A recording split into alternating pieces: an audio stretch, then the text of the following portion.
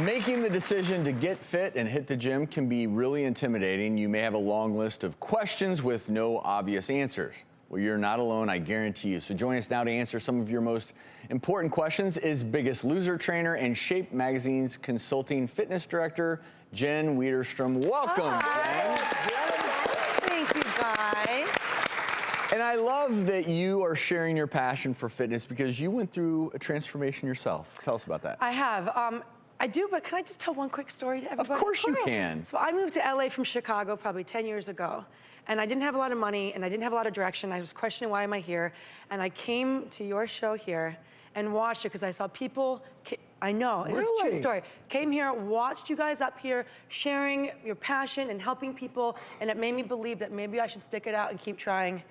And so, so to be here with you guys is like the coolest thing. So just thank. I want a hug. Honestly, that means so much to us. That is awesome. That means so much to us. Sincerely, thank you. And it's so important, like before we get into all the fun stuff, it's so important to say thank you to the people that inspired you to keep going. So thank you and thank you. That story is meaningful for us because the truth is I always tell folks that you do something now for over a decade and you sometimes, you forget.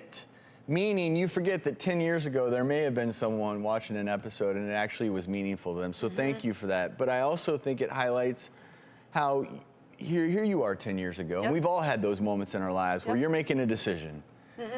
And you clearly made the right ones. So getting on track here, I saw nothing wrong with the way I was eating and drinking. I saw nothing wrong with the way I was kind of living my life until I really got dark and I got sad and I was like, I don't want to feel this way anymore. And I just started to kind of learn and I think through learning in my process and also like coming to your show, I got to learn that like there's a way to help people through health and information to help them really have a better quality of life, you know? And that's what it really comes down to. And I love this whole tangible element of just feeling better.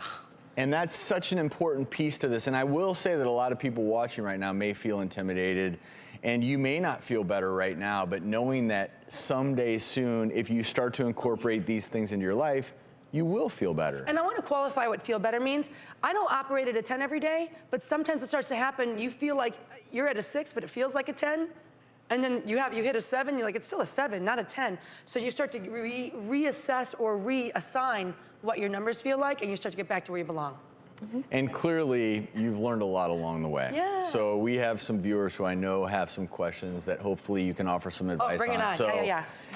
the first one comes via social media video. Let's check it out. Hi doctors. Will high intensity interval training help me sculpt muscle, or is just using weights the best way to gain muscle?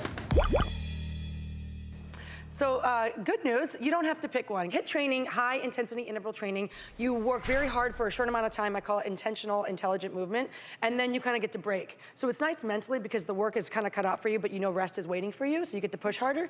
But you can absolutely include weights in that and not just do one or the other. And I think that the reality is when you can move those fast twitch muscle fibers, those are the ones, kind of give me a little bit of it. See, those are the ones that's gonna make this like pop a little for Doc here. So that's why we wanna do it. Yeah. And how long should those intervals be? Oh, it depends on the day, you know? Where's my energy? But whether you're a 7 or a 10. Exactly. Thank you. Yes. See how we brought that together, everybody? Yeah. Can I ask you a personal question? Yeah. Because I will admit, now that I'm 46, when I started doing this, I was 35. Yep. I did have more natural energy. So for me to go do HIIT training, on the stage, we were doing these crazy workouts. I've had injuries now. And so I'll be honest, I get to the end of a long day. I'm not going home and doing hardcore HIIT training. Yeah. Is that okay for our viewers? If the super hardcore HIIT training, what would you recommend for those folks? Okay, so this is fun. So putting both your questions together, whether it's 15 seconds, I don't really go much more over 90 seconds. That's kind of an end cap because then you're gonna start to hit a different system of your body. But anywhere under 90 seconds, and maybe even if it's 15 seconds, if you're tired at the end of your day, do 15 seconds really hard and kill it, and then take 40 off. Or 45 off, you can absolutely do that work to rest ratio. And if you're feeling better, if you're feeling like a 10 today and yesterday was a 6, hit 45 seconds hard and go 15 rest. And I think this is really a great thing to think about because I will admit, even in my own world, I feel terrible if I have a day where I just don't want to go or can't even go hard. So this is liberating. Yeah, so you this can means if your adjust, body doesn't feel basically. great, if you're at a 6 on a given day, just do the best you can But on that then day. rock But that then- 6. Yeah. But don't judge yourself for being at the 6. Just give what you got that day. It's gonna be enough because your body's gonna see it as a 10, not as a 6.